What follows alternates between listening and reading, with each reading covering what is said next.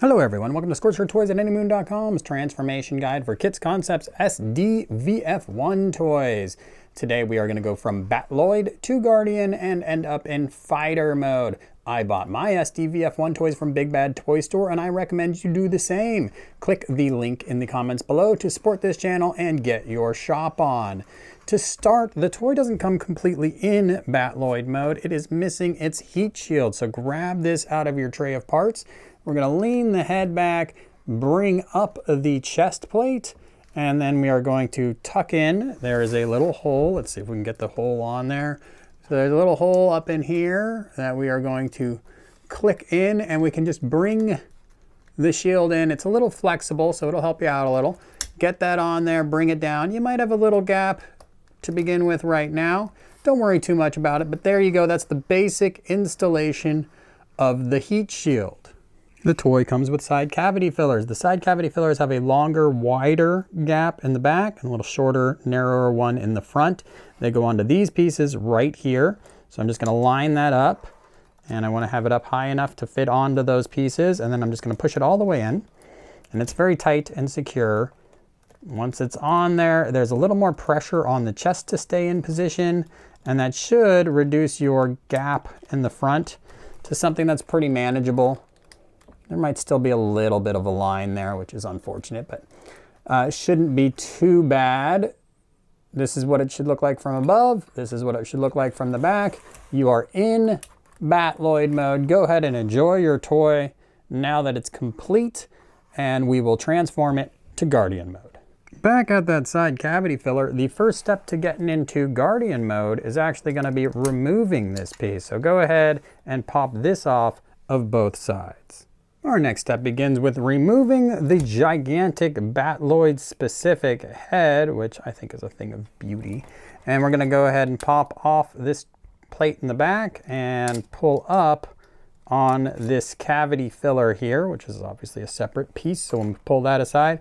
Then we're going to grab our little fighter Guardian mode head, and we are going to go ahead and just pop that on. It takes tremendous pressure. There it goes. So now the smaller transformation head is in place.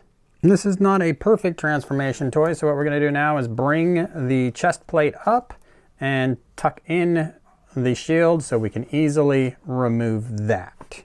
If you've been working with me here, your toy looks like this now. We're going to take this flap, make sure it's up, and we're going to open up the wings.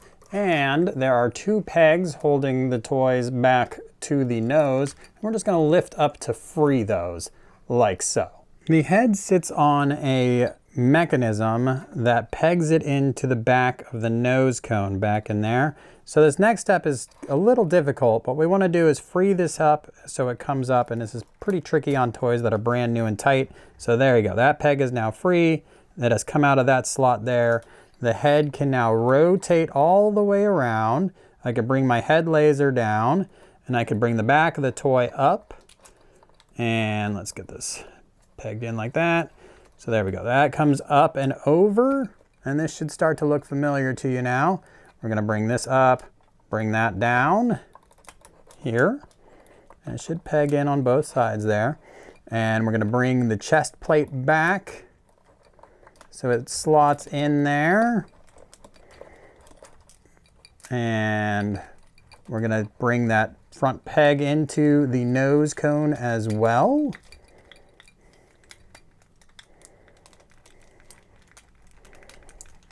And it's all coming together very tight. This is a brand new toy, so obviously a couple transformations should loosen things up a little bit. But there you go. That popped into place. And now you have the back of Guardian and Fighter mode coming together. We can just flip that backpack now all the way over and open that flap back up. Now we're going to turn our toy around, and we're going to lift the arm up a little bit and swing it backward. We're going to do that on both sides, and this is going to create the space we need. There it goes. For the hips. So we have these pegs right here, which are going to need to swing around and occupy those slots right there. and we have to free up the swing bar. So we're going to get a finger in there and pull this forward. There's the peg, there's the slot that was latched together. That then allows us to bring the leg back. Now the leg has a couple pivot points in it, so we'll get that joint right there forward, and then that allows us to line up the peg on top with that slot. And we can get it right into place and press in, and we're going to do the same thing on the other side. With our legs in position, we could bring our arms back around and forward. It's a little tricky though. The fit of everything is very compact and doesn't normally work out as well as you would hope it would. So we can take this slider, we can bring it forward. I'm going to bring my wing in and spin my arm around to a forward position. But as I bring this slider forward, you can see the hinge. They've shaved it off, so it should fit right behind the leg. And there is the hinge sitting right on top of the stopper instead of in front of the stopper. And that's usually where I would recommend you stop, because if you bring it all the way forward, it puts pretty unnatural force on the leg.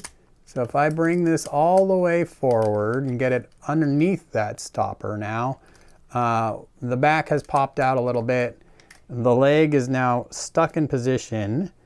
And if I do anything to move this arm, it's probably going to unseat my leg, but certainly an option for you. Once you've got the arm in position, either behind that stopper or sitting right on top of it, you can also bring the leg forward at the knee.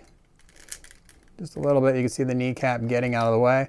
You also have a twist in the knee that you can activate. And there you go. So now we've got the leg and the arm in position, and we can also bring in this piece here, which just pegs right into position like so. And there you go. I'll repeat with the other arm on the other side, and we'll be in Guardian mode. So now we just have some fine tuning to do. We can bring our head forward. We could bring the laser forward. We could also tuck that head in. Should get into a pretty nice position like so. Turning the toy around, I can open my wings back up, keep that flap down, and there you go. This is Guardian mode. If I'm gonna move the arms and try to play with the toy, I'm probably gonna wanna move the arms back a little bit, like I said, beyond that stopper. There's pressure on the intakes right now that's kind of locking everything into position. If you're fine with this being the static look, then you can have those arms all the way forward, and everything should be locked nice and tight, and you're ready to continue on to fighter. Transformation to fighter mode begins by putting the hands away, and so what you're going to do is get a fingernail up over this wrist. You can see there's a slot and a peg. Then just bring your hand up and over, and if it's tucked in tight, it'll go right inside like so, and then we can just bring that trapdoor closed again and repeat with the hand on the other side. Now we're going to bring our arms around and bring them into that fighter mode position. So we get them back here and get them straightened out like so. Same thing on the other side. I'm just going to bring it up and over the stopper. Just a little tighter on that side. And then bring it around. That shoulder cover needs to be on this side. Once you get them into this position, you can see there's a peg and a slot. So we're going to line them up straight and peg them together. And it's a little weird because they're floating off the back a bit, but they should be lined up and flat with each other. And that's when you know you've got them in the right position.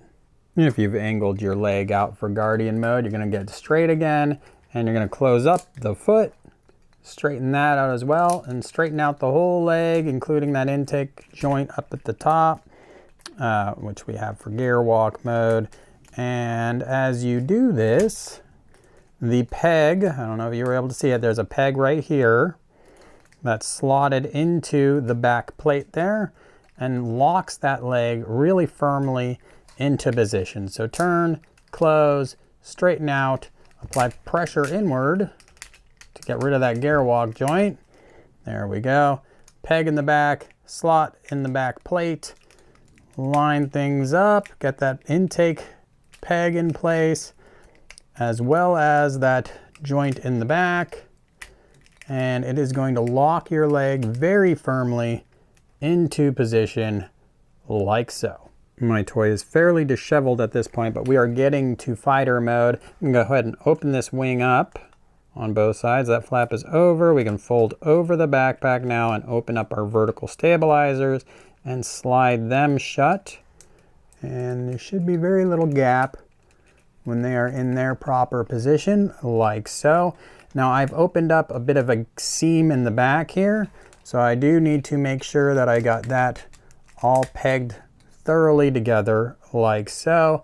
And then flipping the toy over, this piece has popped off. Anytime the swing bar comes up with an intake, it very likely will pop this free.